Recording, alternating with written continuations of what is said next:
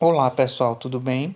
Hoje a gente vai estudar um pouquinho sobre a estrutura da narrativa ficcional. O que é uma narrativa ficcional? É uma história criada que pode ter como personagens humanos, pode ter animais. Por exemplo, a fábula é uma narrativa ficcional. Só que como gênero, para exemplificar a estrutura, as partes da narrativa ficcional, eu escolhi o conto. Então a gente vai fazer a leitura do conto Felicidade Clandestina, de Clarice Lispector. Eu pedi que vocês já fizessem a leitura silenciosa, individual aí de vocês, como a gente faz na sala. E agora eu quero que vocês leiam comigo. Então vão acompanhando o vídeo, lendo também com o professor em voz alta, observando a entonação da voz do professor, observando as pausas, enfim, vão acompanhando a leitura na medida do possível e fazendo a leitura também em voz alta, certo? Então, o conto é Felicidade Clandestina, de Clarice Lispector.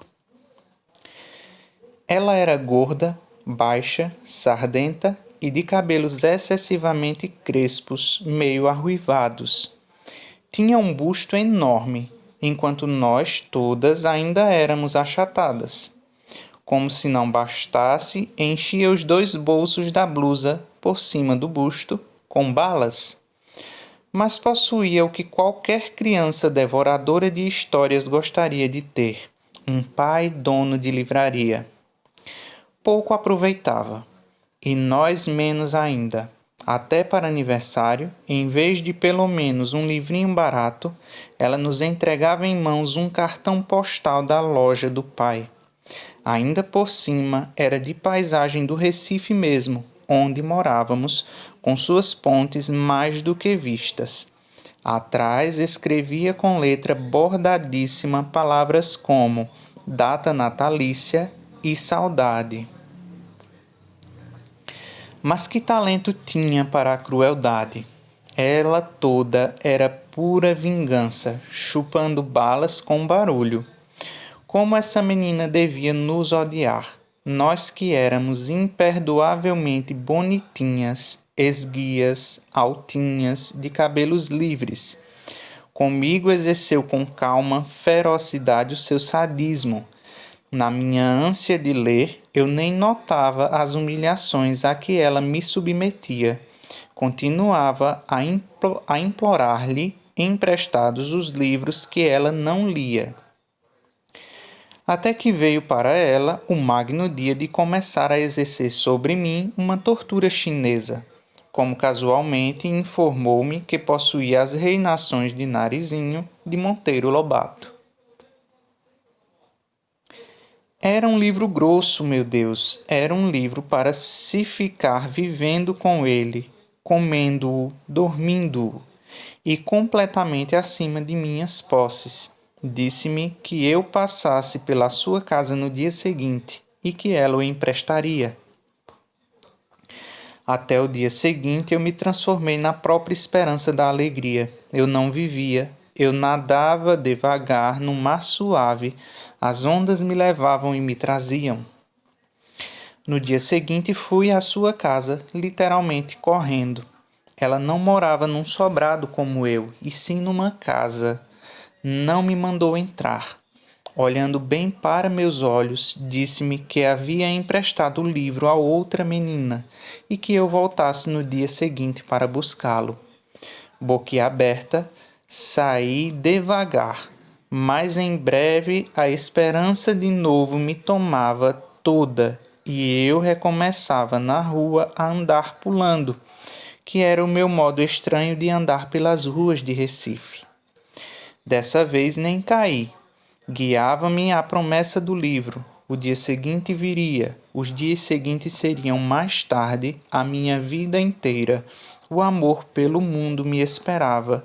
Andei pulando pelas ruas, como sempre, e não caí nenhuma vez. Mas não ficou simplesmente nisso. O plano secreto da filha do dono de livraria era tranquilo e diabólico. No dia seguinte, lá estava eu à porta de sua casa, com um sorriso e o coração batendo, para ouvir a resposta calma. O livro ainda não estava em seu poder, que eu voltasse no dia seguinte. Mal sabia eu como mais tarde, no decorrer da vida, o drama do dia seguinte com ela ia se repetir com meu coração batendo. E assim continuou. Quanto tempo? Não sei. Ela sabia que era tempo indefinido, enquanto o fel não escorresse todo de seu corpo grosso. Eu já começara a adivinhar que ela me escolhera para eu sofrer. Às vezes adivinho, mas adivinhando mesmo, às vezes aceito, como se quem quer me fazer sofrer esteja precisando danadamente que eu sofra. Quanto tempo? Eu ia diariamente à sua casa, sem faltar um dia sequer. Às vezes ela dizia: pois o livro esteve comigo ontem de tarde, mas você só veio de manhã, de modo que o emprestei a outra menina. E eu, que não era dada a olheiras, sentia as olheiras se cavando sob os meus olhos espantados. Até que um dia, quando eu estava à porta de sua casa, ouvindo humilde e silenciosa a sua recusa, apareceu sua mãe. Ela devia estar estranhando a aparição muda e diária daquela menina à porta de sua casa. Pediu explicações a nós duas.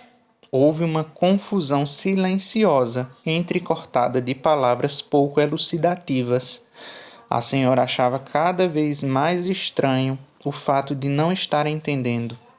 Até que essa mãe boa entendeu. Voltou-se para a filha e, com enorme surpresa, exclamou: mas este livro nunca saiu de casa e você nem quis ler.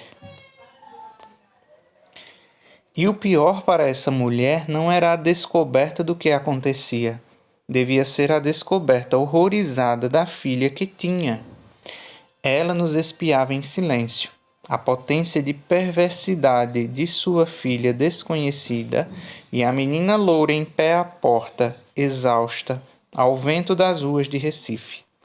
Foi então que, finalmente se refazendo, disse firme e calma para a filha: você vai emprestar o livro agora mesmo.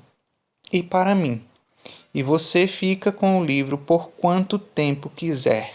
Entendem? Valia mais do que me dar o livro, pelo tempo que eu quisesse.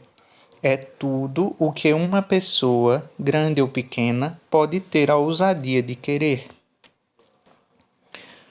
Como contar o que se seguiu? Eu estava estonteada e assim recebi o livro na mão. Acho que eu não disse nada. Peguei o livro. Não saí pulando como sempre. Saí andando bem devagar. Sei que segurava o livro grosso com as duas mãos, comprimindo-o contra o peito. Quanto tempo levei até chegar em casa também pouco importa.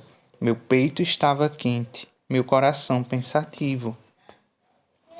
Chegando em casa, não comecei a ler.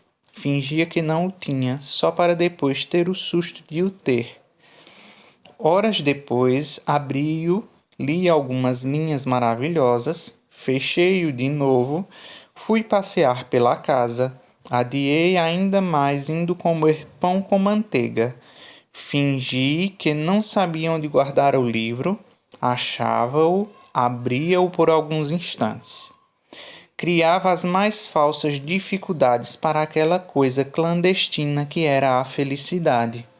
A felicidade sempre iria ser clandestina para mim. Parece que eu já pressentia. Como demorei. Eu vivia no ar. Havia orgulho e pudor em mim. Eu era uma rainha delicada. Às vezes sentava-me na rede, balançando-me com o livro aberto no colo, sem tocá-lo, em êxtase puríssimo. Não era mais uma menina com um livro, era uma mulher com o seu amante. A gente fez a leitura, agora vocês vão abrir a atividade. Na atividade eu trago algumas explicações sobre a estrutura do conto, então vocês vão ter que ler tudo atentamente e responder como eu peço, certo? Bom trabalho para vocês.